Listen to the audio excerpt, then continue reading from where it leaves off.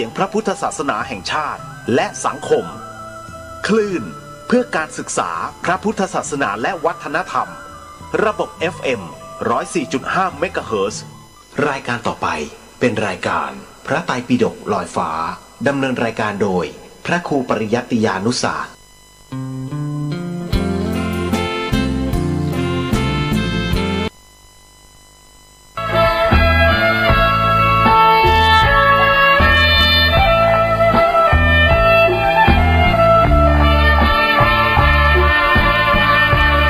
พุทธคุณเจ้ามาบอกมาเล่าฟังเป็นความรู้ข้อหนึ่งคืออรหันต์บุคคลที่ควรเชิดชูเพราะท่านเป็นผู้กิเลสไม่มีสัมมาสัมพุทโธลบความโง่ให้เราเหล่านี้ตรัสรู้ด้วยพระองค์เองแต่เส้นฟ้าปัตภีก็200,000ปีผู้คนบูชา3วิชาจารณะสัมปันโน4สุขโตรวมกันแปลได้เลยนะหมายถึงผู้รู้ประพฤติถึงธรรมล้ำค่าอีกสุขโตต่อมาผู้สำเร็จไปด้วยดีโลกวิทูหมายถึงเป็นผู้แจ้งในโลกอนุตตโรปุริสัทธัมมาสารถิข้อ6ก็มีความแปลให้ฟังเป็นผู้ฝึกผู้สอนมนุษย์ได้ดีและก็ไม่มีผู้ใดเทียมเท่าสักครั้งข้อ7ศรัทธาเทวมนุษย์สานังศาสดาสอนสั่งมนุษย์และเทวดาพุทโธนี้ข้อ8ผู้หลีกแก้ไขปัญหาผู้รู้ผู้ตื่นเบิกบาน9นั้นข้อภควาผู้เลิศวิชายอดพระธรรม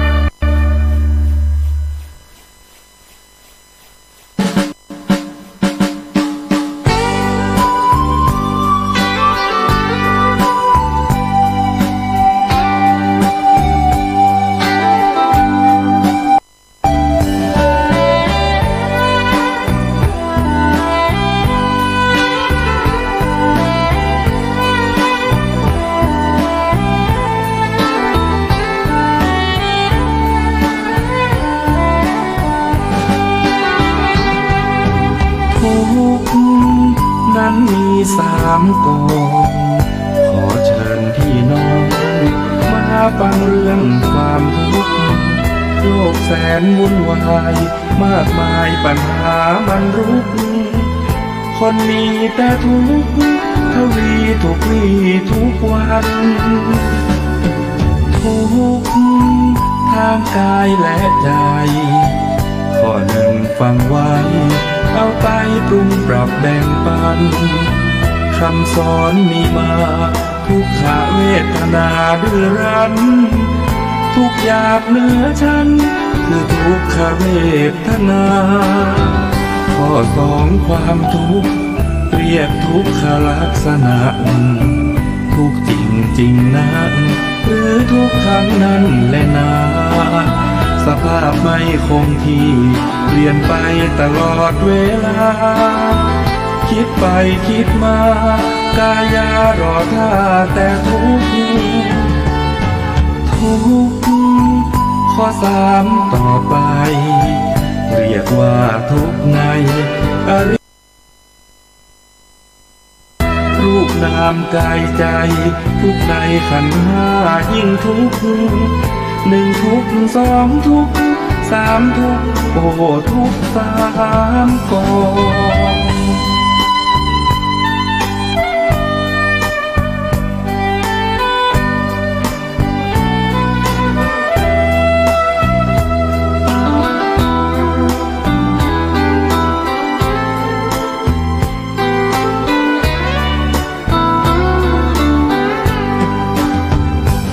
สองความทุกข์เรียกทุกขลักษณะ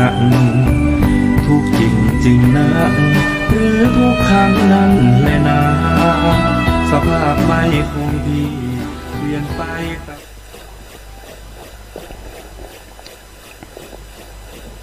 อัลลังสัมมาสัมพุทโธภะคะวะ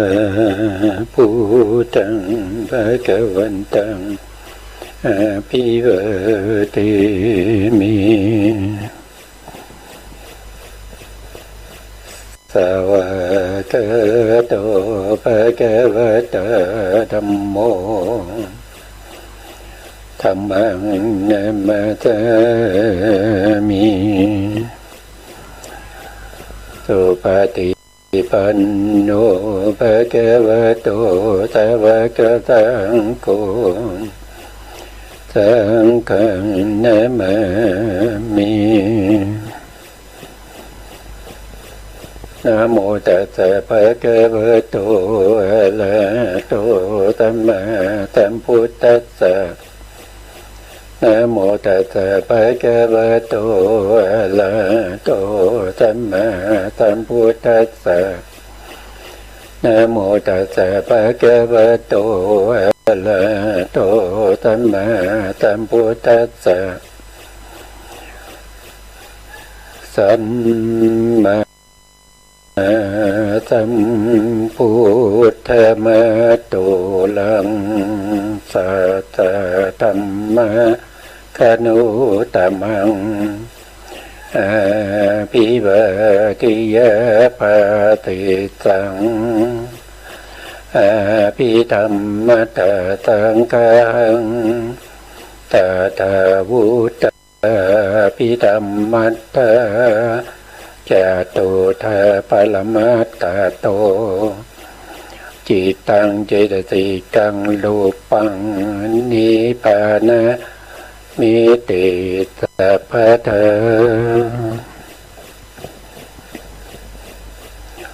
ขอกราบนมัสการพระมหาเถระพระสังฆาธิการพระเถรานุเถระและขอสวัสดีท่านผู้ฟังและผู้ชมทุกท่านที่ติดตามในรายการพระไตรปิฎกลอยฟ้าในเนื้อหาของพระพิธรรมนะครับครั้งนี้เป็นครั้งที่72นะครับก็ยังอยู่ในเรื่องของมิสกะสังฆะมิสกะสังฆะในมิสกะสังฆะนี้มีธรรมอยู่7หมวดวันนี้เราจะขึ้นหมวดที่7ซึ่งเป็นเรื่องของอาหารนะครับก่อนที่เราจะขึ้นในส่วนที่เป็นเรื่องของอาหารเราก็ไปทบทวนในเรื่องของธรรมหมวดที่6ก็คืออธิบดีนะอธิบดีเราไปดูอธิบดีทบทวนนิดหน่อยนะครับอธิบดีหมายถึงธรรมที่เป็นใหญ่นะครับเป็นใหญ่แล้วก็เป็นผู้ที่ปกครองอยู่ในส่วนของตนนะครับไม่สามารถที่จะมีธรรมอื่นที่ยิ่งใหญ่ไปกว่าอธิบดีมีอยู่4อย่างนั่นก็คือ1ก็คือฉันทาธิปติฉันทาธิปติก็คือธรรมชาติที่เป็นใหญ่ในความพอใจองค์ธรรมก็ได้แก่ฉันทา ฉันทะเจตสิกที่ในทวิเหตุกะชวนาจิต18หรือติเหตุกะชวนาจิต34หรือ66นี้ว่าโดยพิสดารนะถ้าว่าโดย34นี้ก็ว่าโดยย่อต่อไปนะครับ ในส่วนที่เป็นวิริยาธิปติก็คือข้อที่สองธรรมชาติที่เป็นใหญ่ในความเพียรก็คือได้แก่วิริยะเจตสิกที่ในทวิเหตุกะชวนะ18หรือติเหตุกะชวนะ34หรือ66นะก็เช่นเดียวกันกับข้อที่หนึ่งเพียงแต่เปลี่ยนองค์ธรรมนะครับองค์ธรรมจากฉันทะมาเป็นวิริยะนะต่อไปข้อที่สามนะข้อที่สามก็คือจิตตาธิปติจิตตาธิปติความเป็นใหญ่นะครับธรรมชาติที่เป็นใหญ่ในการรับอารมณ์องค์ธรรมก็ได้แก่จิตนะได้แก่จิตในที่นี้หมายถึงจิตที่เป็นทวิเหตุกะชวนะจิตนั้นจะต้องทำหน้าที่ชวนะแล้วก็มีเหตุสองประกอบนะครับหรือติเหตุกะชวนะจิตที่เป็นชวนะแล้วก็มีเหตุสามนะครับรวมแล้วก็จะมีอยู่52หรือ84นะครับ84นี้ก็คือได้แก่การที่เรานำเอาทั้งที่เป็นกุศลเป็นอกุศลทั้งหมดที่เป็นเหตุทวิเหตุกะแล้วก็ติเหตุกะทั้งหมดรวมกันนะครับก็จะได้อยู่82นะได้อยู่82นะข้อที่4ก็คือวีมังสาธิปตินะธรรมชาติที่เป็นใหญ่ในการรู้แจ้งตามความเป็นจริงนะรู้แจ้งตามความเป็นจริงองค์ธรรมก็ได้แก่ปัญญาเจตสิกที่ในติเหตุกะชวนะ34หรือ66อันนี้เอาเฉพาะในส่วนที่เป็นติเหตุกะประกอบด้วยเหตุ3แล้วก็ทำหน้าที่ชวนะรวมองค์ธรรมแล้วก็ได้แก่องค์ธรรมอธิบดีองค์ธรรม4นะครับก็คือได้แก่ฉันทะเจตสิกนะแล้วก็วิริยะเจตสิกแล้วก็จิตนะจิตเฉพาะจิตที่เป็นชวนะที่มีเหตุ2ขึ้นไปแล้วก็ปัญญารวมแล้วก็จะมีอยู่4อันนี้ก็เป็นเรื่องของอธิบดีนะครับแล้วก็จบเพียงแค่นี้นะครับต่อไปเราไปขึ้นในเรื่องของอาหารนะธรรมซึ่งเป็นหมวดสุดท้ายในมิสกะสังฆะเป็นธรรมหมวดที่7นะชื่อว่าอาหารก็จะมีอยู่4นะครับอาหาร4ก็คือได้แก่กัปพลีกลาหารกัปพลีกลาหารก็คือธรรมชาติที่เป็นผู้นำให้อาหารชลูปเกิดอาหารชลูปเกิดกัปพลีกลาหารก็คืออาหารที่ทำเป็นคำๆแล้วก็กลืนกินเข้าไปนะครับกลืนกินเข้าไปเป็นคำอันนั้นเรียกว่าเป็นกัปพลีกลาหารแต่ถ้าว่าโดยองค์ธรรมเนี่ยก็คือได้แก่โอชาที่อยู่ในอาหารนะครับหรือเราเรียกว่าเป็นสารอาหารนะสารอาหารที่อยู่ในอาหารเมื่อเราทานเข้าไปแล้วอาหารนั้นก็จะไปย่อยแล้วก็จะมีสารอาหารที่แผ่ซ่านไปเลี้ยงส่วนต่างๆของร่างกายแต่วิธีการทำงานของกัปพลีกลาหารซึ่งเป็นอาหารภายนอกที่เข้าไปในร่างกายเนี่ยเขาจะเวลาเข้าไปเนี่ยก็คือเข้าไปที่อาหารชลูปก่อนนะครับไปที่อาหารชลูปนะทำให้อาหารชลูปเนี่ยเกิดขึ้นคืออาหารชลูปเนี่ยมีอยู่แล้วนะมีอยู่แล้วแต่ว่าอาหารชลูปนี้จะตั้งอยู่ได้นะครับก็อาศัยอาหารภายนอกอาหารชลูปนี้ทำหน้าที่ในการหล่อเลี้ยงอะไรก็คือหล่อเลี้ยงกัมมัชลูปที่เกิดพร้อมกันกับตนจิตตชลูปที่เกิดพร้อมกันกับตนอุตุชลูปที่เกิดพร้อมกันกับตนแล้วก็อาหารชลูปนะครับก็เราเรียกว่าเป็นอาหารชลูปนะครับที่เกิดร่วมกันในกลาบเดียวกัน นะครับหรือบางครั้งเราจะเรียกว่าเป็นรูปกะลาบนะเป็นรูปกะลาบรูปกะลาบอย่างน้อยที่สุดเนี่ยก็จะมีรูปอยู่ถึง8 รูปด้วยกันนะครับมี8 รูปด้วยกันนะรายละเอียดเดี๋ยวเราก็จะพูดกันต่อไปนะครับข้อที่2นะครับก็คือผัสสะหารผัสสะหารก็คือธรรมชาติที่เป็นผู้นำให้เวทนาเกิดขึ้นนะผัสสะหารก็คือองค์ธรรมก็คือได้แก่ผัสสะเจตสิกนะครับผัสสะเจตสิกที่เกิดในจิตทั้งหมดเนี่ยเป็นตัวที่นำให้อาหารเกิดนะครับคำว่าผัสสะเนี่ยผัสสะเนี่ยนั่นหมายผัสสะที่เกิดขึ้นเนี่ยนั่นแสดงว่าเป็นการประชุมธรรม3ประการด้วยกันนะครับถ้าไม่มีธรรม3ประการประชุมกันผัสสะก็จะไม่มีนะครับผัสสะเจตสิกก็จะไม่เกิด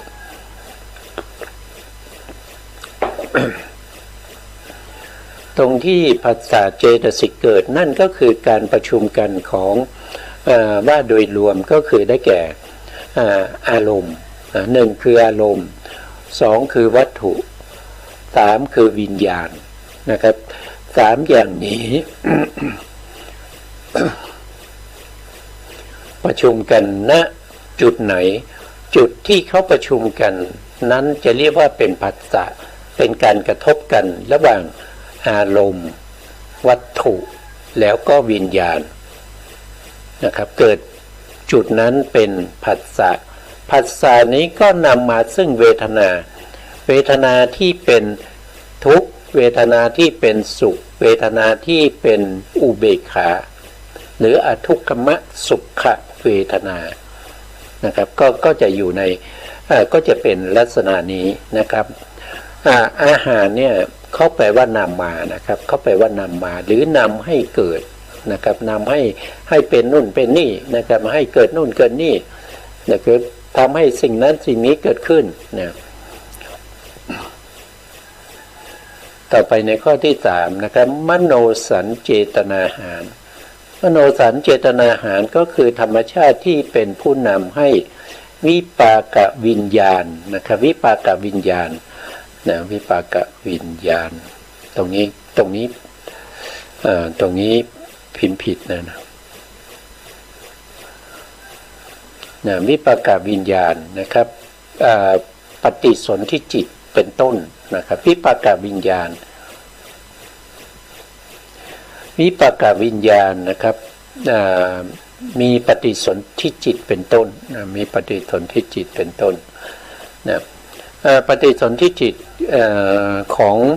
สัตว์ทั้งหลายนะครับที่เวียนว่ายตายเกิดอยู่ในอนันตจักรวาลนี้นะครับไม่พูดเพราะว่ามันเป็นอย่างนี้ทั้งหมดนะก็พูดโดยรวมไปเลยก็คืออนันตจักรวาลนะครับก็จะมีปฏิสนธิจิตเนี่ยก็จะมีอยู่19ดวงเท่านั้นเองจิตที่นำไปเกิดในอบายภูมิ4มีอยู่แค่ดวงเดียวนะครับเรียกว่าอุเบกขาสันติละนะอกุศลวิบากนะอุเบกขาสันติละนะอกุศลวิบากซึ่งเป็นจิตที่นำไปเกิดในอบายเดี๋ยวผมเอาแผนภูมิให้ท่านผู้ฟังและผู้ชมได้เห็นนะครับคือเราใช้แผนภูมิเนี่ยก็จะง่ายในการที่จะอธิบายนะครับในการที่จะอธิบายถ้าไม่ใช้แผนภูมิมาช่วยในการอธิบายก็เข้าใจยากนะเข้าใจยากด้วยนะครับจิตดวงนี้นะครับจิตดวงนี้ที่เป็นอเหตุกจิตอยู่ในอเหตุกวิปากจิตดวงสุดท้ายเลยเราเรียกว่าเป็นอุเบกขาสันติละนะอกุศลวิบากเขาจะทำหน้าที่อยู่5อย่างนะครับเขาทำหน้าที่อยู่5อย่างด้วยกันนะ5อย่างนั้นก็คืออย่างที่1เนี่ยเขาทำหน้าที่ปฏิสนธินะอย่างที่2ทำหน้าที่ภวังคจิตรักษาไว้ซึ่งภพชาตินะครับที่มีการปฏิสนธิมีการเกิดขึ้นแล้วในภพใดภพหนึ่งเขาก็จะทำหน้าที่ในการรักษาภพชาติเอาไว้เรียกว่าภวังคจิตนะครับแล้วก็ 3ก็คือได้แก่จุติจิตจุติจิตก็คือเป็นจิตดวงสุดท้ายที่เกิดในภพอบายภูมิในภพนั้นในบุคคลนั้นนะครับเมื่อเขาดับแล้วก็นั่นแสดงว่าเขาตายละเขาตายก็จะเคลื่อนไปเกิดในภพใหม่ต่อไปอันนี้ได้3หน้าที่นะครับจำไว้ว่าปฏิสนธิสืบต่อภพใหม่คือเกิดขึ้นในภพที่เป็นอบายภูมิ4เป็นครั้งแรกด้วยสันติรณะอกุศลวิบากแล้วก็เกิดมาแล้วก็จะทำหน้าที่ภวังคจิตคือรักษาภพชาตินั้นเอาไว้เท่าที่เขาจะมีอายุนะครับขึ้นอยู่กับอายุของภพภูมินั้นนะแล้วก็3ก็คือทำหน้าที่จุติจุติก็คือเคลื่อนไปจากภพนั้นก็คือตายนะครับตายเคลื่อนไปละนะอาจจะไปเกิดในภพใหม่ต่อไปนะแล้วก็หน้าที่ที่4ของเขานั้นก็คือได้แก่ตถาลัมมณะตถาลัมมณะก็คือทำหน้าที่ในการชะลออารมณ์ของจิตนะครับที่รับมาซึ่งอารมณ์นั้นมีกำลังมากเรียกว่าเป็นอติมหันตารมณ์นะมีกำลังมากเมื่อชวนะครบ7ขณะแล้วเขาอารมณ์นั้นยังไม่หมดไปนะยังมีอยู่นะยังมีอยู่เพราะฉะนั้นสันติรณะอกุศลวิบากก็จะขึ้นมาทำหน้าที่ตถาลัมมณะรับอารมณ์ต่อจากชวนะในอบายภูมิทั้ง4นะครับไม่ว่าจะเป็นเดรัจฉานเป็นเปรตเป็นอสุรกายเป็นสัตว์นรกนะครับก็จะมีตถาลัมมณะขึ้นมารับอารมณ์ในวิถีที่เรียกว่าเป็นอารมณ์นั้นมีเขาเรียกว่าเป็นวิสยประวัติวิสยประวัติของอารมณ์นั้นมีกำลังมากแล้วก็อารมณ์นั้นยังเมื่อชวนะครบ7ขณะแล้วแต่อารมณ์ยังเหลืออยู่เพราะฉะนั้นสันติรณะอกุศลวิบากก็จะเกิดขึ้นมารับอารมณ์นั้นต่อ2ขณะเกิดขึ้น2ขณะเพราะว่าตถาลัมมณะจะต้องเกิด2ขณะเดียวเขาไม่เกิดนะครับก็คือหมายถึงสันติรณะเกิดขึ้นมาเพื่อทำหน้าที่ตถาลัมมณะแล้วก็ดับไปแล้วก็เกิดขึ้นมาอีกครั้งหนึ่งนะครับเกิดขึ้นแล้วก็ดับไปแล้วก็เกิดขึ้นแล้วก็ดับไปก็ลงสู่ภวังคจิตต่อไปนะอันนี้ก็ทำหน้าที่ตถาลัมมณะแล้วก็ยังมีหน้าที่หนึ่งซึ่งเป็นหน้าที่ที่5ของสันติรณะนั่นก็คือหน้าที่สันติรณะสันติรณะหมายถึงทำหน้าที่ในการไต่สวนอารมณ์นะครับเกิดต่อจากสัมปติฉันนะสัมปติฉันนะรับอารมณ์ต่อจากทวีปัญจวิญญาณจิต10แล้วก็ส่งต่อมาให้สันติรณะสันติรณะก็จะทำหน้าที่สันติรณะนั่นก็คือไต่สวนอารมณ์เมื่อไต่สวนอารมณ์เสร็จก็จะส่งต่อไปให้แก่วูทัพพนะอย่างเงี้ยเขาก็ทำหน้าที่ของเขาอย่างนี้เพราะฉะนั้นสันติรณะจิตนะครับที่เป็น ทั้งที่เป็นอกุศลวิบากแล้วก็กุศลวิบากเนี่ยเขาทำหน้าที่5อย่าง5อย่างก็คือปฏิสนธิภวังค์จุติตถาลัมมณะแล้วก็สันติรณะจิตที่ทำหน้าที่มากที่สุดก็คือสันติรณะที่เป็นอุเบกขาสันติรณะมีอยู่3ดวงนะครับก็มีอกุศลวิบากดวงหนึ่งก็คือดวงนี้นะแล้วก็อเหตุกากุศลวิบากดวงหนึ่งก็อยู่ข้างล่างตรงนี้แล้วก็ถัดมาตรงนี้ก็จะเป็นสมนัสสันติรณะเป็นอเหตุกากุศลวิบาก แต่จิตที่ทำหน้าที่5อย่างเนี่ยก็คือต้องเป็นอุเบกขาสันติรณะทั้งอกุศลวิบากแล้วก็อเหตุกากุศลวิบากมีอยู่2ดวงเท่านั้นทำหน้าที่5อย่าง หมายความว่าเขาทำหน้าที่ตามจังหวะเวลาที่เขาจะทำนะไม่ใช่ว่าเกิดขึ้นมาแล้วทำหน้าที่5อย่างพร้อมกันไม่ใช่นะครับเกิดขึ้นมาแล้วเขาอยู่ในส่วนไหนของวิถีจิตเขาก็จะทำหน้าที่นั้นตามสมควรนะครับที่เขาจะทำได้นะเขาไม่ได้เกิดขึ้นมาแล้วเขาทำหน้าที่5อย่างพร้อมกันไม่ใช่นะครับเขาเกิดขึ้นมาครั้งหนึ่งทำหน้าที่เพียง1อย่างนะครับอันนี้ก็เป็น เขาเรียกว่าวิญญาณอาหารนะครับมันเรียกว่าเป็นมโนสัญเจตนาอาหารก็คือทำให้วิปากจิตเกิดขึ้นวิปากจิตนั้นเรายกตัวอย่างนะครับก็คือได้แก่ปฏิสนธิจิตก็คือจิตที่มีอยู่19ดวงเกิดในอบาย1ดวงนะครับแล้วเกิดในมนุษย์หรือเทวดาชั้นต่ำคือภูมิธาตุเทวดาในชั้นจตุมมหาราชิกาเกิดมาแล้วก็มาไม่สมประกอบนะครับขัดตกบกพร่องนะก็จะมี1ดวงเรียกว่าอุเบกขาสันติรณะอาเหตุกะกุศลวิบากนี่2ดวงนะครับนี่เกิดในอบายภูมิ4ดวงนี้เกิดในมนุษย์และก็เทวดาชั้นต่ำนะครับจตุมมหาราชิกาประเภทเทวดาที่อยู่ตามพื้นแผ่นดินนะได้2ดวงแล้วก็มหาวิปากจิต8นะครับ8ดวงนี้เกิดในมนุษย์ภูมิและก็เทวดาภูมิเทวดานะครับก็จะเกิดมหาวิบากนี้เกิดได้อยู่7ภูมิด้วยกันนะครับก็จะเป็นเทวดา6ภูมิแล้วก็มนุษย์1นะครับมนุษย์1นะเกิดมาแล้วก็สมบูรณ์บริบูรณ์อวัยวะครบถ้วนนะอันนี้ก็เป็นอีก8ดวงนะครับรวมกับอุเบกขาสันติรณะอเหตุกาวิบากแล้วก็สันติรณะอกุศลวิบากก็จะเป็น10ดวงพอดีนะ10ดวงนะครับก็ยังเหลืออีก9นะ9ดวงนั้นก็คือได้แก่รูปาวจรวิบากนะครับมีอยู่5ดวงด้วยกันอันนี้ก็ไปเกิดเป็นรูปประพรหมนะครับเกิดเป็นรูปประพรหม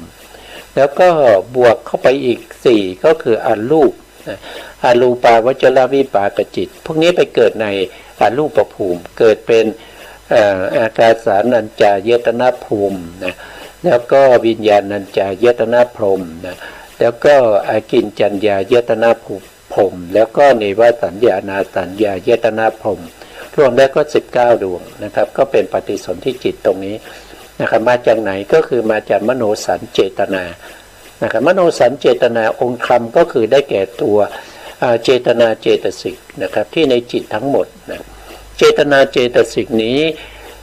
ก็คือตัวกรรมนั่นเองเจตนาก็คือการกระทำการจงใจนะครับจงใจตั้งใจทำในสิ่งที่ไม่ว่าจะเป็นทางใจนะมโนกรรมนะทางวาจาก็วจีกรรมแล้วก็ทางกายก็เป็นกายกรรมนะครับมีเจตนาเป็นประธานในการที่จะทำการงานนั้นนะครับเจตนาตัวนั้นเป็นกรรมนะครับเมื่อทำเสร็จแล้วเขาก็จะให้ผลในโอกาสต่อไปตามสมควรที่เขาจะให้ได้ผลที่เขาให้ได้นั่นก็คือได้แก่วิปากจิตที่เรากำลังพูดถึงที่เรากำลังพูดถึงอยู่ตรงนี้นะบางครั้งก็นำมาซึ่งกรรมชรูปด้วยนะครับกรรมชรูปก็เกิดจากกรรมเหมือนกันนะครับอันนี้ก็ในที่นี้ท่านยกตัวอย่างเฉพาะในเรื่องของวิปากวิญญาณนะครับวิปากวิญญาณมีปฏิสนธิจิตเป็นต้นนะท่านยกตัวอย่างมาแค่นี้นะให้เราเข้าใจว่าตัวเจตนาเนี่ยสามารถทำให้เกิดเป็นกรรมชรูปก็ได้นะ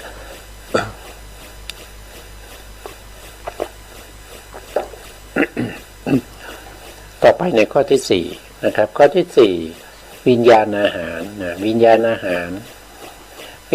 รก็คือได้แก่ธรรมชาติที่เป็นใหญ่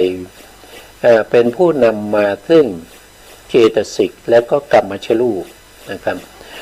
วิญญาณอาหารก็คือได้แก่ตัวจิตนะตัวจิตว่าโดยองค์ธรรมนี่ก็คือได้แก่จิตทั้งหมดนั่นเองนะครับเป็นตัวนำมาซึ่งตัวเจตสิก52ที่เป็นตัวประกอบนะครับแล้วก็กรรมชรูปเนี่ยถ้าพูดไปกรรมชรูปโดยตรงเนี่ยก็จะมีอยู่9อย่างนะครับมีอยู่9อย่างด้วยกันนะมีอยู่9อย่างนั่นก็คือได้แก่จักขุนะครับจักขุประสาทนะเรามาดูในแผนภูมิจะง่ายนะครับถ้าไม่มีแผนภูมิก็จะยากนิดหนึ่งนะครับอย่างเช่นพวกที่เป็นประสาทรูปเนี่ยเกิดจากกรรมนะเกิดจากกรรมก็จะมีจักขุ นะโสตะคานะชิวหากายะเป็นภาษาทรูปห้านะแล้วก็ต่อมาก็จะเป็นภาวะรูปสองก็คืออิทธิภาวะปุริสภาวะอิทธิก็คือสภาวะของความเป็นหญิงปุริสภาวะก็ความเป็นชายนะครับต่อไปก็จะเป็นหัตถยรูปหัตถยรูปเป็นรูปหนึ่งที่อาศัยอยู่ในก้อนเนื้อหัวใจนะครับไม่ใช่ตัวหัวใจอย่าเข้าใจผิดว่าหัตถยวัตถุนี่เป็นหัวใจของสัตว์ทั้งหลายเป็นเนื้อหัวใจเป็นมังสะหัตถยะไม่ใช่เนี่ยแต่เขาเป็นรูปหนึ่งที่เกิดอยู่ในนั้นนะแต่ที่เขาเกิดอยู่ในนั้นแล้วก็มีน้ำหล่อเลี้ยงอยู่ประมาณ1 ซองมือรูปร่างคล้ายๆกับดอกบุญนาคนะครับมีขนาดเล็กนะตรงนั้นแหละที่เป็นที่เกิดของจิตนะครับเป็นที่เกิดของจิตแล้วก็เจตสิกนะครับเกิดจากหัตถยวัตถุหัตถยวัตถุนี้เกิดจากกรรมนะครับเกิดจากกรรมต่อไปนะครับก็คือพินชีวิตตรูปนะชีวิตตรูปก็คือเกิดจากกรรมเหมือนกันทำหน้าที่ในการรักษาไว้ซึ่งกรรมชรูปที่เกิดพร้อมกันกับตนรวมแล้วก็จะได้9 รูป9 รูปเหล่านี้เป็นรูปที่เกิดจากกรรมโดยตรงนะครับเกิดจากกรรมโดยตรงนะเราเรียกว่าเป็นกรรมมัชรูปนะกรรมมัชรูป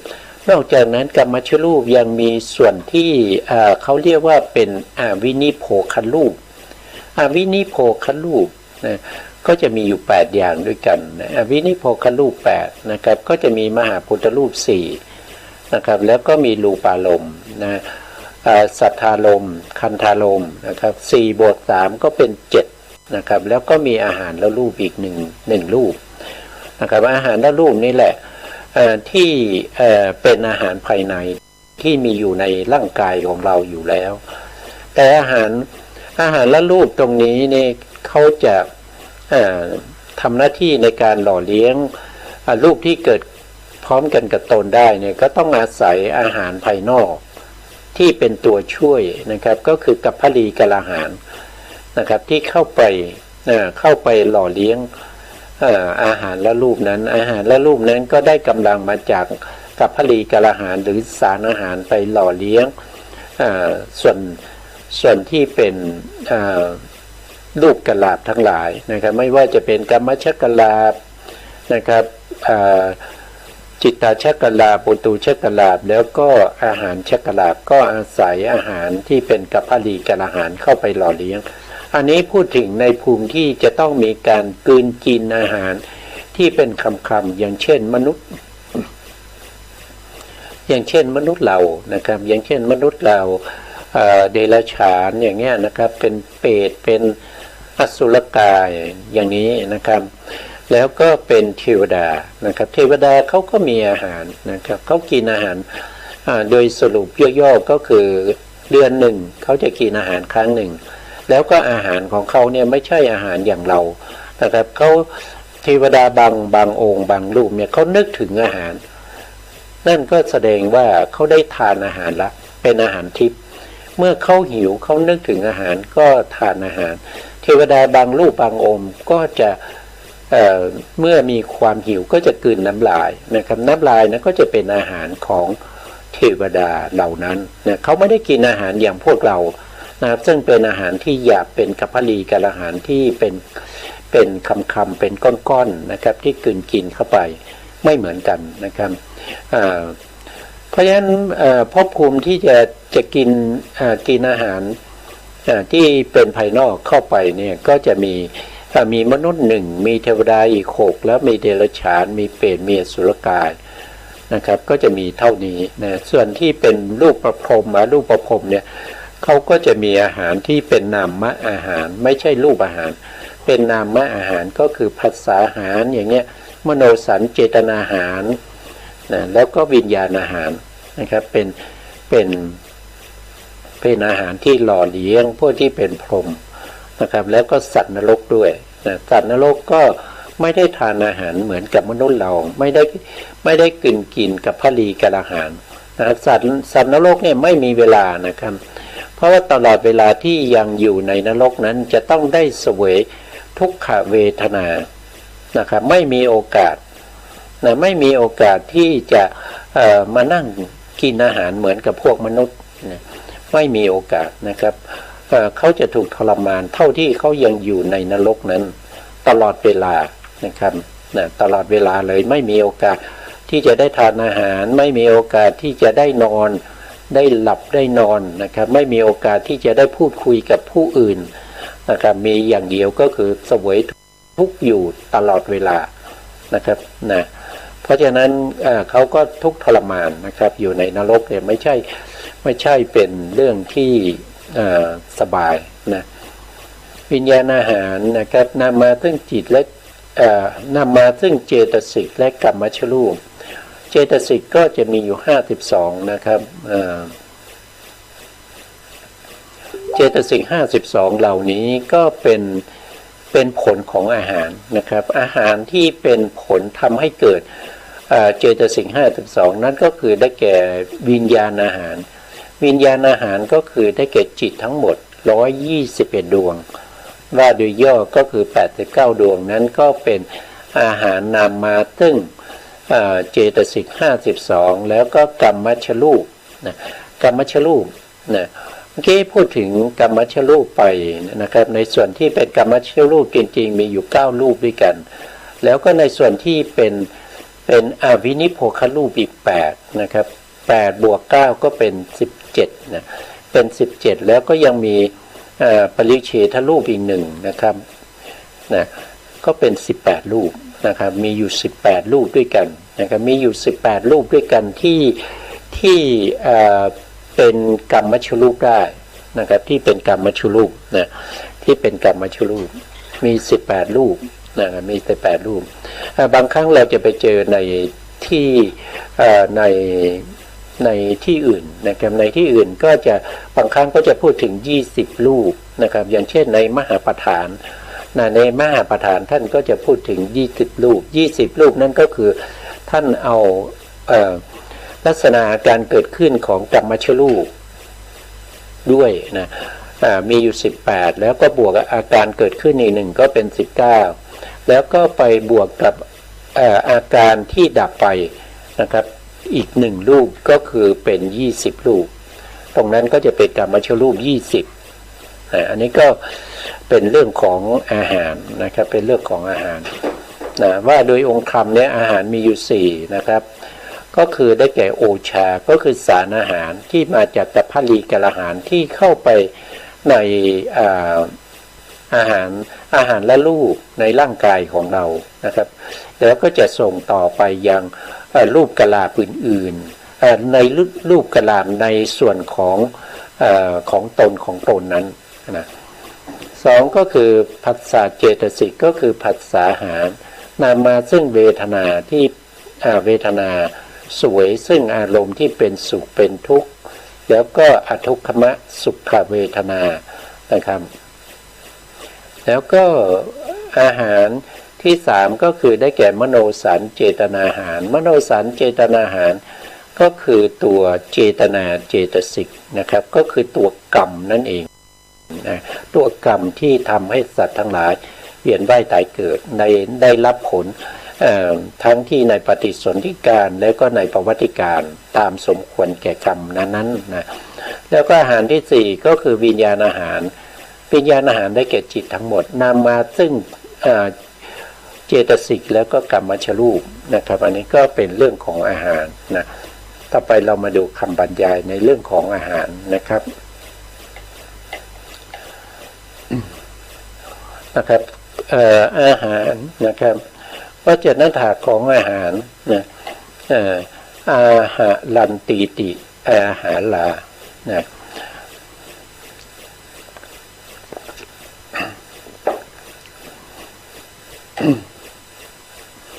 ธรรมชาติใดย่อมนำมาซึ่งธรรมที่เป็นผลของตนฉะนั้นธรรมชาตินั้นชื่อว่าอาหารนะคำว่าอาหารแปลว่านำมานะครับหมายความว่าทำให้ผลเกิดขึ้นและอุดหนุนนะช่วยอุดหนุนให้ตั้งอยู่และเจริญขึ้นได้เหมือนดัง ที่ได้กล่าวโดยทั่วไปว่าการงานสิ่งนี้ตั้งขึ้นได้เจริญขึ้นก็โดยอาศัยผู้จัดการและผู้นำนะถ้าขาดผู้จัดการเสียแล้วกิจการงานนั้นๆก็จะตั้งขึ้นและเจริญขึ้นไม่ได้ข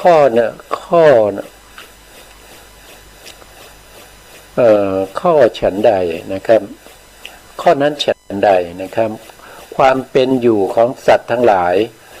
ก็เช่นเดียวกันคือเมื่อสัตว์ทั้งหลายเกิดขึ้นด้วยอำนาจของกุศลกรรมและโลกียะตรงนี้น่าจะเป็นอกุศลกรรมนะครับน่าจะพิมพ์ผิดนะด้วยอำนาจของอกุศลกรรมและโลกียะกุศลกรรมแล้วสัตว์นั้นจะมีชีวิตอยู่ได้และเจริญขึ้นด้วยอำนาจของอกุศลกรรมนะและโลกียะกุศลกรรมสัตว์นั้นจะมีชีวิตอยู่ได้และเจริญขึ้นได้ด้วยอาศัยโอชาที่อยู่ในอาหารต่างๆเป็นผู้นำให้อาหารชลูปเกิดขึ้นแก่สัตว์ทั้งหลายนั้นเมื่ออาหารชลูปเกิดขึ้นแล้วทำให้สัตว์นั้นมีชีวิตอยู่ได้และเจริญเติบโตขึ้นได้ฉะนั้นโอชานั้นชื่อว่ากัปพลีกาลาหารนะอันนี้ก็คือกัปพลีกาลาหารนะครับมีวจนะถามว่าอาหารันติติเท่ากับอาหารลา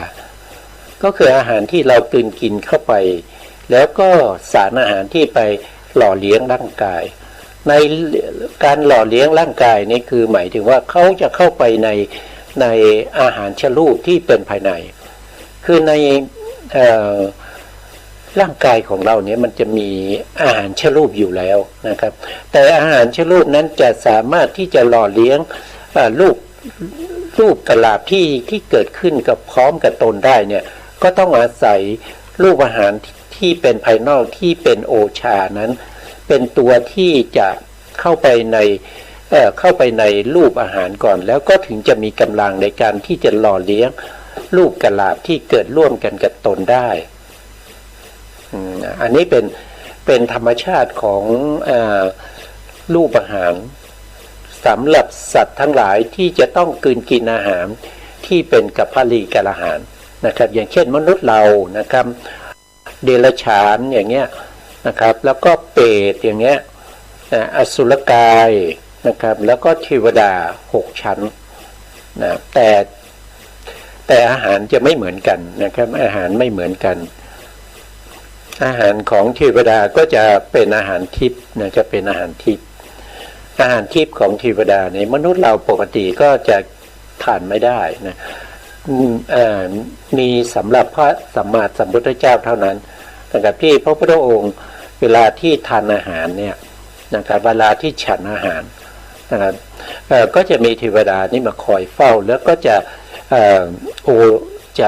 เอาโอชาทิพย์ของเทวดาเนี่ยนะหยอดลงไปในอาหารที่พระพุทธองค์ทรงฉันทุกๆวันนะครับทุกๆวันนะครับอันนี้เป็นปกตินะครับเป็นปกติของพระพุทธเจ้าทุกๆพระองค์นะครับก็จะเป็นปกติอย่างนี้แต่พระพุทธองค์ไม่ได้มีความรู้สึกว่าโอชาทิพย์ที่เทวดามาหยอดลงในอาหารที่พระพุทธองค์กำลังฉันอยู่นี้เป็นอาหารที่มีรสเลิศพระพุทธองค์ไม่ได้มีความรู้สึกติดใจในเรื่องรสชาติของอาหารก็กินไปตามปกตินะครับฉันไปตามปกติเพียงแต่ให้กายของพระพุทธองค์เนี่ยทรงตั้งอยู่ได้ทรงตั้งอยู่ได้เพื่อจะได้เผยแผ่พระพุทธศาสนาเพื่อจะได้ช่วยเหลือสัตว์ทั้งหลายนะครับที่เป็นเวนยสัตว์ทั้งหลายให้พ้นจากวัฏสงสารนะครับด้วยกำลังของอาหารนะครับพระพุทธองค์เนี่ยเคยทำทุกขกิริยาในการอดอาหารมาแล้วนะครับเป็นเวลานานนะครับแต่ในการอดอาหารอย่างนั้นเนี่ยเ เป็นการอดอาหารที่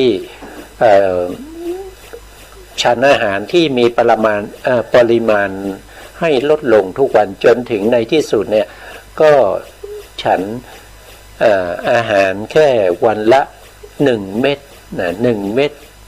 ข้าวสุกนั้นนะครับแค่นั้นเองนะครับจนร่างกายเนี่ยสุกผอมนะเขาทุกทรมานอยู่เป็นเวลาถึงท่านบอกว่าเป็นเวลาถึง6 ปีด้วยกันนะครับก็ฉันนิดเดียวนะครับเม็ดข้าวเม็ดหนึ่งนะครับต่อวันนะครับแต่ที่ไม่ฉันเลยไม่ฉันอาหารเลยแล้วก็ไม่ฉันน้ำไม่ต้องไปเข้าห้องน้ำเลยนะครับนั่นก็คือสมัยที่พระพุทธองค์ทรงตรัสรู้เป็นพระพุทธเจ้าใหม่ๆเรียกว่าเป็นปฐมโพธิการนะครับหลังจากตรัสรู้แล้วเนี่ยพระพุทธองค์ก็เสวยวิมุตติสุขนะครับนั่งอยู่ที่บัลลังก์ที่พระพุทธองค์ได้ตรัสรู้นะครับวชิระอาสน์บัลลังก์ที่พระพุทธองค์นั่งตรัสรู้ตรงนั้นเป็นเวลาถึง7 วันด้วยกันนะครับไม่มีการฉันอาหารไม่มีการไปเข้าห้องน้ำนะครับนั่งอยู่อย่างนั้นตลอด7 วันนะครับอันนั้นคือไม่ได้มีอาหารใดๆเลยที่เสวยเข้าไปนะครับแล้วหลังจากนั้นเนี่ยพระพุทธองค์ก็ตัดความสงสัยของพวกเทวดานะครับที่เทวดายังสงสัยว่าพระโพธิสัตว์สิทธัตถะเนี่ยตรัสรู้เป็นพระพุทธเจ้าแล้วหรือยังนะครับทำไมถึงนั่งอยู่อย่างนั้นนะครับไม่ลุกขึ้นจากอาสนะนะครับทำให้เทวดาสงสัยว่าธรรมที่จะเป็นพระพุทธเจ้ายังมีอยู่หรือนะพระโพธิสัตว์ยังไม่สำเร็จเป็นพระพุทธเจ้าหรือนะเมื่อพระพุทธเจ้านะครับออกจากการเสวยวิมุตติสุขมาเนี่ยก็ทราบความคิดของเทวดาทั้งหลายที่เฝ้ามองดูพระพุทธองค์พระพุทธองค์ก็แสดงยมกะปาฏิหาริย์ให้เทวดาเหล่านั้นได้เห็นอิทธิฤทธิ์ที่ไม่เคยมีมนุษย์หรือเทวดาหรือพรหมใดๆในอานันตจักรวาลนี้ที่จะสามารถแสดงได้อย่างนั้นเป็นการตัดความสงสัยของเทวดาทั้งหลายหลังจากนั้นพระพุทธองค์ก็เสด็จไปทางทิศตะวันออกเฉียงเหนือของต้นโพนะครับแล้วก็ยืนเพ่งต้นโพแล้วก็ต้นโพกับบัลลังก์ที่พระพุทธองค์นั่งตรัสรู้เป็นเวลาถึง7 วันด้วยกันอันนี้ก็ไม่ได้ทานอาหารแต่ตั้งแต่ตรัสรู้คืออาหารที่ก่อนจะตรัสรู้นั้นก็คืออาหารที่นางสุชาดานะครับเป็นผู้ถวายนะครับ49 คำนะครับจน7 วันก็ไม่ได้ทานนั่งเสวยวิมุตติสุขหลังจากตรัสรู้เป็นพระพุทธเจ้าแล้วก็ยืนเพ่งต้นโพอีก7 วันแล้วก็ต่อจากนั้นก็เดินจงกรมอีก7 วันแล้วก็พิจารณาธรรมนะครับในสัปดาห์ที่4อีก7 วันนะครับในเรือนแก้วที่เทวดาเนรมิตให้อันนี้ก็ไม่ได้ทานอาหารนะครับสัปดาห์ที่6เนี่ยท่านก็สัปดาห์ที่5ก็ไปนั่งเสวยวิมุตติสุขนะครับอยู่ที่ใต้ต้นไทรนะครับใต้ต้นไทรแล้วก็สัปดาห์ที่6ก็ไปที่สมุจลินก็นั่งอยู่ตรงนั้นอีก7 วันสัปดาห์ที่7ก็ไปที่ต้นไทรนะครับแล้วก็นั่งนะครับเป็นรวมเวลาถึง49 วันด้วยกันที่พระพุทธองค์ไม่ได้ฉันอะไรเลยนะครับไม่ได้ฉันอะไรเลยข้าวสารข้าวสวยเม็ดหนึ่งก็ไม่ได้ฉันนะครับแต่ร่างกายของท่านก็ผ่องใสนะอันนี้ก็เป็นการที่มนุษย์เราสามารถที่จะอดอาหารแล้วก็ไม่ฉันน้ำด้วยนะครับเป็นเวลาถึง49 วันนะไม่มีใครทำได้เหมือนพระพุทธองค์นะครับ ในสัปดาห์ที่7เนี่ยพระพุทธองค์ก็ได้ฉันอาหารนะครับของปปุสสะนะครับกับพัลลิกะนะครับซึ่งเป็นพ่อค้านะเป็นพ่อค้าที่ไปค้าขายในมัชชิมาประเทศนะมาจากปัจจุบันเนี่ยเขาก็เท่าที่พูดกันนะครับเขาบอกว่า2คนเนี่ยเป็นชาวพม่านะครับเป็นชาวพม่าแล้วก็เดินทางไปค้าขายในประเทศอินเดียพอมาถึงที่พุทธคยาที่พระพุทธองค์กำลังนั่งเสวยวิมุตติสุขในวันที่49นะครับกำลังเทวดานี้เขาเคยเป็นเพื่อนกับปปุสสะกับพัลลิกะเนี่ยนะครับเคยเป็นเพื่อนกันนะครับก็เลยอยากจะให้เพื่อนเนี่ยที่เป็นมนุษย์เนี่ยได้บุญนะได้บุญก็เลยมาทำให้ล้อเกวียนนะครับที่ขนสินค้าเนี่ยที่จะไปขายเนี่ยไม่สามารถที่จะเดินทางต่อไปได้นะครับแล้วก็เทวดาปรากฏร่างอยู่บนอากาศให้พ่อค้าทั้งสองเนี่ยเห็นแล้วก็ได้บอกให้พ่อค้าทั้งสองว่าปัจจุบันตรงนี้เนี่ยมีพระพุทธเจ้านะพระพุทธเจ้าท่านได้ตรัสรู้แล้วนะครับท่านได้เกิดขึ้นแล้วนะโลกของเรามีพระพุทธเจ้าแล้วขอให้อดีตเพื่อนของเราทั้งสองคนเนี่ยนำเอาอาหารเนี่ยไปถวายพระองค์นะครับทั้งพ่อค้าทั้งสองก็นำเอาอาหารที่เป็นสตุก้อนสตุผงนะครับไปถวายพระพุทธองค์พระพุทธองค์ก็นั่งอยู่ใต้ต้นไทรนะแล้วพระพุทธองค์ก็กำลังจะรับอาหารนะเท้ามหาราชทั้ง4นะครับก็คือได้แก่ท้าวเวสสุวรรณนะครับท้าวทัตตะลัทธะท้าววิรูปักขะนะครับก็นำเอาบาตรมา4 ใบนะครับมาถวายพระพุทธองค์พระพุทธองค์ก็จะใช้บาตรนั้นเพื่อจะรับอาหารจากพ่อค้าทั้งสองมีอยู่4 ใบด้วยกันนะครับพระพุทธองค์ก็เนรมิตให้บาตร4 ใบนี้รวมเป็นบาตรเดียวกันนะครับแล้วก็รับอาหารจากพ่อค้าทั้งสองแล้วหลังจากที่พระพุทธองค์ฉันแล้วนะครับพระพุทธองค์ก็ประทานพระเกศาให้แก่พ่อค้าทั้งสองนะพ่อค้าทั้งสองก็นำมาใส่ไว้ในพระอกทองคำนะครับปัจจุบันนี้ท่านบอกว่าพระเกศาของพระพุทธเจ้าเนี่ยอยู่ที่พระเจดีย์ชเวดากองนะครับชเวดากองจะมี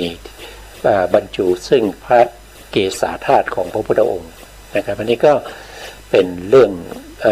เกี่ยวข้องกับเรื่องของอาหารนิดหน่อยนะครับก็เลยเล่าให้พวกเราได้ฟังกันนะครับว่าพระพุทธองค์เป็นผู้ที่เลิศนะครับก่อนที่จะตรัสรู้ก็บำเพ็ญทุกขกิริยาก็เสวยอาหารเพียงเล็กน้อยนะครับวันหนึ่งก็เสวยข้าวสวยแค่เม็ดเดียวนะครับจนทำให้ร่างกายนี้สูบผอมนั่นก็เป็นอาหารที่พระโพธิสัตว์นะครับในทานวันละแค่1 เม็ดข้าวสารนะครับ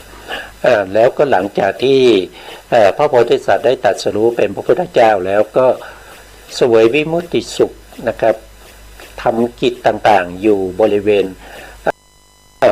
ณใกล้ๆกับที่ตรัสรู้เป็นระยะเวลาถึง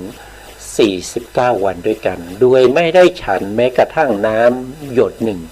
นะครับไม่ได้ทานอาหารเลยจนได้อาหารมื้อแรกในวันที่49จากพ่อค้าทั้งสองนะครับที่เป็นชาวพม่านะครับนำมาถวายแก่พระพุทธองค์อันนี้ก็เป็นเรื่องของอาหารนะครับไม่มีใครที่จะทำได้เหมือนกับพระพุทธองค์นะครับอย่าคิดที่จะทำนะครับแล้วพระพุทธองค์ก็ยังตัดไว้ในธรรมจักรกับปาวนาทสูตรนะครับว่าขอให้ ภิกษุทั้งหลายเนี่ยอย่าเข้าถึงที่สุดสองอย่างนะครับนั่นก็คือหนึ่งก็คือประกอบตนให้อยู่พัวพันอยู่ในกามสุขนั่นก็คือเรื่องของกามคุณอารมณ์ทั้งหลายเห็นแล้วยินดีพอใจได้ยินแล้วชอบใจไพเราะอะไรพวกนี้นะครับอยู่ในกามคุณอารมณ์นะครับแล้วอีกอย่างหนึ่งก็คือการประกอบตนให้เกิดกับความลำบากแล้วก็เหนื่อยแก่ร่างกายนั่นก็คือพระพุทธองค์ไม่ได้แนะนำให้มีการอดอาหารนะครับไม่แนะนำนะครับเพราะเป็นอัตตกิลมัฏฐานุโยคนะครับประกอบตนอยู่ในความทุกข์ทรมานนะครับเป็นธรรมอันเดียวเป็นของชาวบ้านไม่ได้เป็นไปเพื่อประโยชน์และความสุขนะไม่ภิกษุทั้งหลายไม่ควรที่จะประพฤติสองอย่างนี้นะพระพุทธองค์ได้ตรัสว่าอย่างนั้นนะครับเพราะฉะนั้นก็ไม่จำเป็นที่เราต้องไปอดอาหารนะครับนี่มีบางสำนักเนี่ยมีบางท่านนะครับมีบางท่านก็อดอาหารนะครับอดอาหาร5 วัน 7 วันอย่างเงี้ยนะครับแต่เขาก็ยังฉันนะเขาฉันนะพวกที่เป็นเขาเรียกว่าเป็นน้ำปานะนะครับเขาไม่ทานอาหารก็จริงแต่เขาก็ยังฉันน้ำปานะอยู่แต่พระพุทธองค์นี่ไม่ได้ฉันแม้กระทั่งน้ำหยดหนึ่งนะครับหลังจากที่ตรัสรู้เป็นพระพุทธเจ้าใหม่ๆนะเป็นเวลาถึง49 วันด้วยกันนะนี่เป็นก็เป็นบุคคลพิเศษนะครับไม่ใช่บุคคลธรรมดาเหมือนกับพวกเรานะครับเข้าเนื้อหาของเราต่อนะครับต่อมาผัสสะนะผัสสะได้ชื่อว่าอาหารก็เพราะเป็นผู้นำมาซึ่งเวทนาครับธรรมดาสัตว์ทั้งหลายในโลกนี้ที่มีความรู้สึกสบายไม่สบายหรือเฉยๆอันเป็นภาวะของเวทนาเหล่านี้ปรากฏเกิดขึ้นก็ต้องอาศัยมีการกระทบระหว่างอารมณ์กระทบระหว่างอารมณ์ทวารอารมณ์นะครับก็คือได้แก่รูปารมณ์สัทธารมณ์คันธารมณ์รสารมณ์โผฏฐัพพารมณ์แล้วก็ธรรมารมณ์กระทบกับทวารในที่นี้ก็คือได้แก่จักขุทวารโสตทวารฆานาทวารชิวหาทวารกายทวารแล้วก็มโนทวารแล้วก็ทำให้เกิดเป็นจิตขึ้นมานะครับทำให้เป็นจิตขึ้นมาจิตนี้ก็คือวิญญาณนะครับเมื่อครบองค์ประกอบ3อย่างนะก็คือมีอารมณ์มีทวารแล้วก็มีจิตในการประชุมกันของสิ่งเหล่านี้ณจุดนั้นเราก็จะเรียกณจุดนั้นว่าเป็นผัสสะดังนั้นผัสสะเนี่ย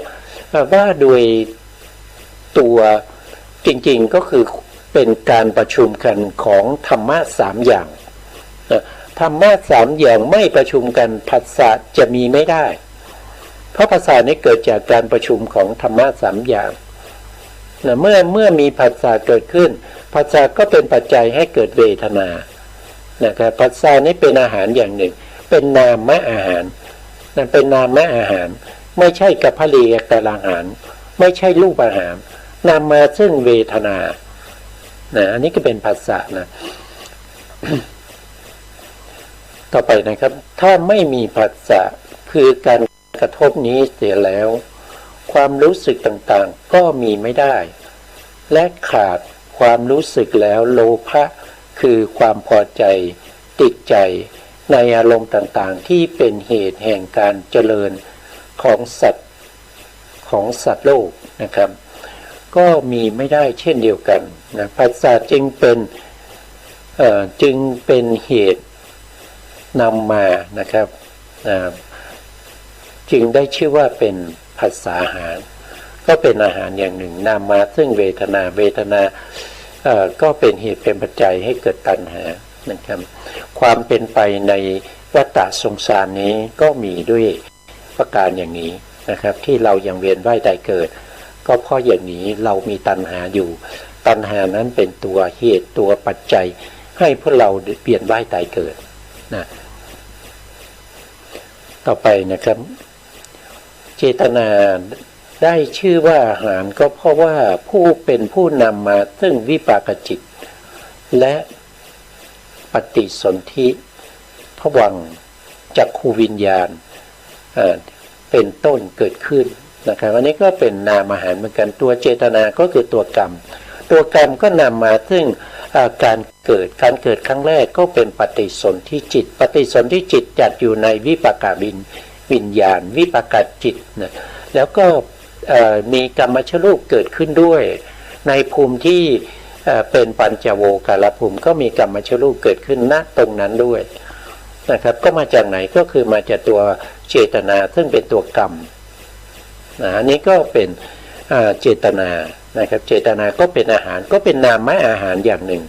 นะครับไม่ใช่เป็นรูปอาหารเป็นนามอาหารนะนามอาหารนะผมก็ดูเวลานะครับดูเวลาแล้วก็น่าจะไม่พอสถานีวิทยุกระจายเสียงเพราะงั้นเราก็ได้อาหาร3แล้วก็คือได้แก่รูปอาหาร1แล้วก็ได้นามอาหาร2นามอาหาร2ก็คือผัสสะอาหาร1แล้วก็เจตนาอาหารอีก1นะครับก็ได้2อย่างนะครับวันนี้เวลาเราก็จะหมดนะเวลานี้ก็ว่าไปก็เดินไปตามจังหวะของเวลานะครับไม่มีใครที่จะมาหยุดเวลาได้ไม่มีใครที่จะทำให้เวลาเนี่ย